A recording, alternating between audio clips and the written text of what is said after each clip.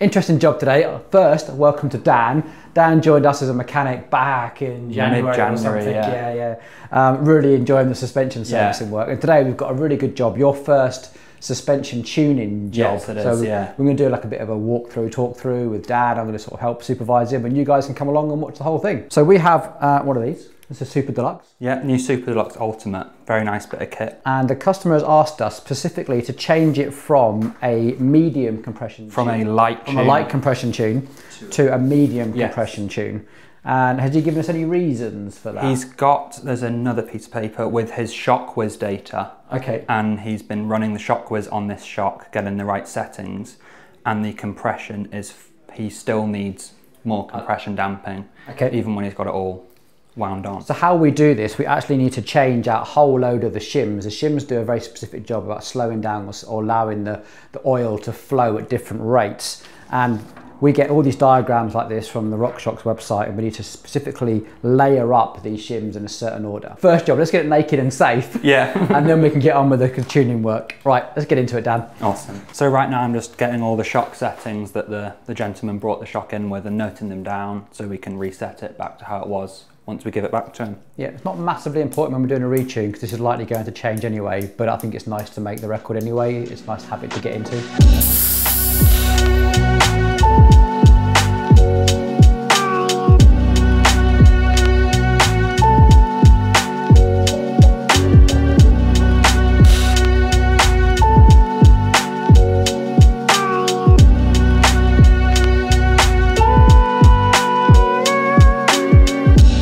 I'm just depressurizing the IFP, which is, there's about 300 or so PSI of air in here, which puts back pressure on the oil when the piston moves through its travel.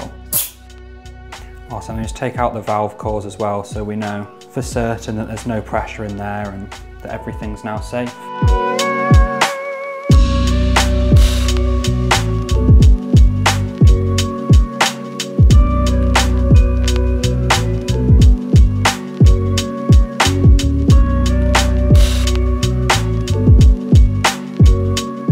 Good job, Dan. So right now is the best time to do your visual inspection, see if anything's scratched, because if anything's damaged, we want to alert the customer now before we get too much deeper into this. So this is our chance to have a really good look through here and sometimes just shine a light, see if we get any evidence of scoring or scratching on the inside of these surfaces. Because we're holding so much pressure in here that even a small scratch can be enough just to gradually leak any air. So this all looks actually in very, very good condition. Yeah. So it doesn't really even need a service, to be fair.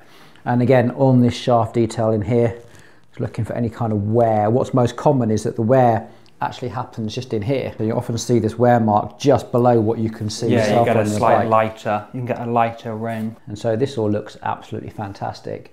And again, the last bit is actually an internal floating piston, what we know as the IFP in here, and any sort of scratches in here as well can sometimes allow air. And this is where the most amount of pressure is. This is like 300 PSI, like you said. It's only a very small amount of it. But again, that IFP is floating up and down in here and moving. So that all looks like it is in really tip-top condition. In fact, the shock looks virtually new. Yeah. So we have a little IFP bleed port here. So we need to undo that little screw there, and then we can pull the IFP out, and then we can start pouring all the oil out. It looks like it's a little T10.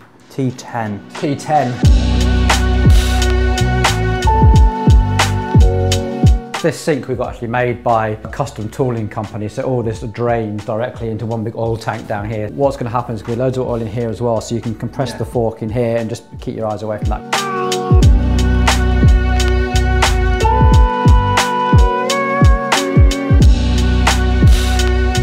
So it's purple sea held. This is 34mm, but we know a significantly better tool for this is actually the Knipex plier wrenches, because you get a really positive grip. As you grip more, the tool grips even more. So we need to be a bit careful about crimping anything, but this all looks like a good set of tool flaps on there. This one's not got the little bleed port in there like a Fox one does that you've got to be careful not to crush.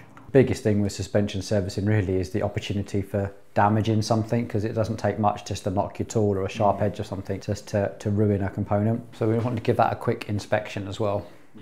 And just want to look on the inside of here for any damage caused by this piston as well. Brand new, isn't it? It's in such good condition. So what we're about to change, this shim stack is kept in this little cluster of stuff in here. So in here, there's a whole bunch of shims all layered on top of each other. And the idea is that as oil is pushed on, those shims are pushed out of the way open up the valves, and the more pressure is built up behind those shims, the more they bend out of the way and the faster the oil is allowed to flow. So what we're essentially doing is changing the springiness, if you like, of the shim stack. When you take this apart, you've got to be really careful. Yeah. Normally, we'd want to put it back in exactly the right order. This time, we have all the diagrams and we're going to know what we're doing, but normally we'd have like a little stick in here and all sorts. The next thing up is this little bolt here needs to come undone, and we can access this main bushing. Just get something like this to poke through, and then you can lift everything off in the order that you have originally. One side does rebound, one side does rebound though, so is this side the compression? This side is the compression, yeah. First thing we'll do is a quick sanity check, in that the fact that we think it's a medium tune, let's check it definitely is a medium tune. So what we're looking for is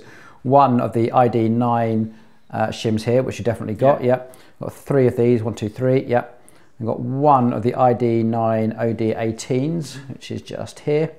One slightly bigger, OD20, and then we've got 4 of these OD22s, so 1, 2, 3, 4. So we're definitely happy we've got everything here for a medium tune. That's always good. We've definitely got a medium tune in front of us. Now, you've already done some work on this to make sure, do we actually have enough shims? Because there's some shims in here which are completely different to what's here. So we've got the shim pack that we get from RockShox. Unfortunately, one of the shims here we didn't have in stock. We normally have like bags of these, but we had to actually buy these in because there's one shim in here that we just didn't have access to. So we now need to rearrange these to look like this. Exactly like that, yeah. So it's actually quite a simple job once you sort of get your head around all the bits, isn't it? Yeah, with this pack as well, now SRAM for the newer stuff sell it as, this is every shim you need for every compression tune that you need to do. So you don't have to worry about picking out which shims you've got. You can just get the pack and has everything you need ready to go. It's sort of quite handy, isn't it? I guess it saves them an awful lot of money, but in the past I've just accumulated shims over the years of doing it, but there's always one that you don't have. So you're just going to add most of this to the collection. So, okay, let's get this looking like this. Worry about the rest of our service. Poor Dan's got a hell of a job of him actually, because when you really closely inspect these, you've got 2 shims which are OD22, one with a thickness of 0.1 and one with a thickness of 0.15. So Dan is meticulously having to check these with a set of verniers to see, to identify which ones they are in that massive pack of shims. So while Dan's getting on with that, I'm going to get on with the rest of the service. Now, it's quite a new shock, but whenever you take a shock apart, it's always good practice to change the various seals around all of these surfaces as well. Even though it doesn't really need it, once you've disturbed it, the best thing to do is just to change them. So we've got a seal kit for it here. It's a relatively straightforward job. We're just going to take these off, inspect them, clean them, change like for like, and then we can just get on with the rest of the build. Okay. Nice, good job, Dan. What have we got? So we've got the pivot shims here. Yep. And then the main shim stack here. The main shim stack here, and because there's some common shims, we've used them from the previous tune to this tune. Let's get that back onto this little shim stack assembly. I've just changed the seals on here for you. So awesome. We can go straight back on there. And in all the documentation, you can see that they orientate which way the piston goes round. So if you do drop it at any point, you can, it tells you which way faces the piston and which way faces the top out plate. Seriously, the instructions are so good on these now. I mean, a few years ago, even just obtaining those documents from the brand was really, really hard work. You had to like go through phone calls, and someone would have it in their like desk that they didn't want to share their knowledge with anybody. What we actually need to do next is get this in the shaft clamp. So the shaft clamp to here, and we're going to start filling this up with oil, and then we actually need to do a bit of a hand bleed. Yes. Sadly, our new Adriani machine isn't quite commissioned yet. This is going to be a quicker way of doing this, but the RockShox instructions say that we can hand bleed. So shaft clamp onto here, and then we can start work on that. Cool. So we are 7-way oil into here. We're about 5 millimeters away from the top. So what we're going to try and do is trying to push this fluid through all of this circuitry and up here, so that we've got no air trapped in that system at all. So the RockShox system says you use your hand, but what I found works really well, if you grab another glove and pull the glove down to make a seal, then you can use your thumb. We're gonna almost pump that oil through. Let's just top that back up again, so it's just about 5 millimeters below. So what we're gonna do now is we're gonna put the IFP in, and we want to make sure there's no air bubble between the IFP and this layer of oil, but also we don't want oil to come out of here. So what we're going to do is open that IFP up. I'm going to push that down just a little bit, but you need to cover this up with your thumb because you want oil to come here. Now this is going to spurt, so what we're going to try and do is cover that with a shop towel and stop it spurting into your eyes. Put some safety goggles on if you want to. And what we're looking for here now is set the height to 2 centimeters. Again, look out for that splash risk because you're going to be pushing oil, so oil will spurt. Cool. There we go. Excellent. So next thing we want to block that hole off, and we'll try and get that. So a little top tip is if you just put a blob of grease on the end. So you want to make sure you do this without disturbing the IFP. So it's just we can undo this very carefully and just tip away that excess oil and go back in there because we know it's fresh oil. So let's give that a good clean, just because if there's any sort of debris or dirt in there, let's just get it out. It just needs a few drops of oil. And we're absolutely perfectly brim full. So nice and steady with the oil, because if you go fast you'll just get loads of air bubbles in it. So nice and steady, almost like pouring a pint of Guinness, and we're just trying to get absolutely perfectly brim full without any air bubbles. Okay, so here's the tricky bit. One, oil's going to go everywhere. This is quite a mucky job, so we're just going to get some paper towel, wrap it all around, just helps us clearing up. Basically suspension servicing is just a case of mopping up the whole time. It's you almost have to do this because you need to make sure there's no air any trapped anywhere. So what we need to do is screw this onto here, but we don't want to disturb the IFP. So this is going to come all the way down here, and in one movement, we're going to try and hold the IFP in position.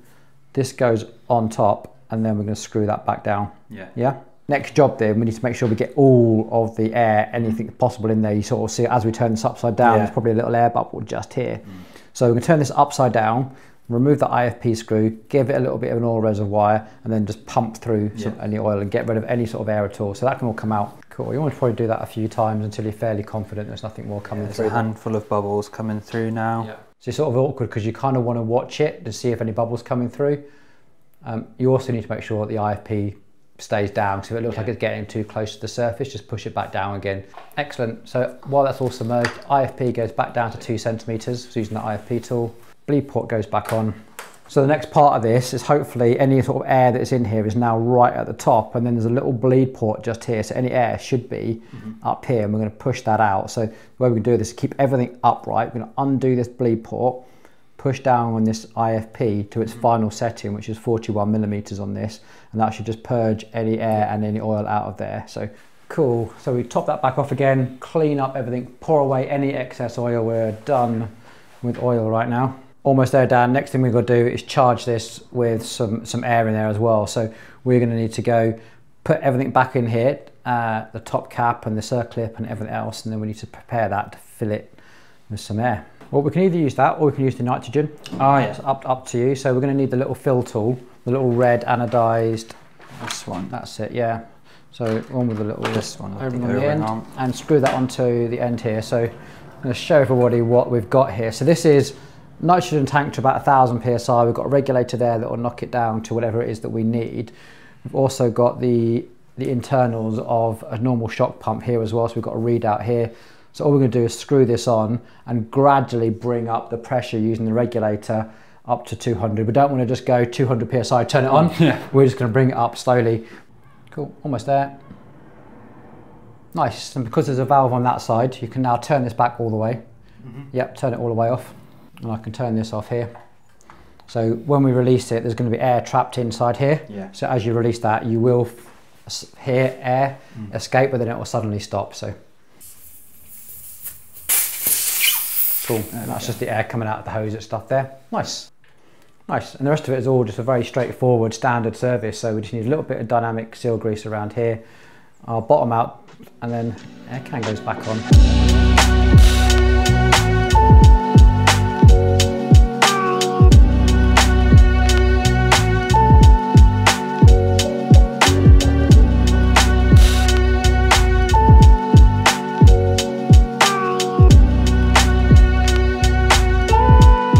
Cool, one final job, using the same nitrogen, we'll bring this up to 185.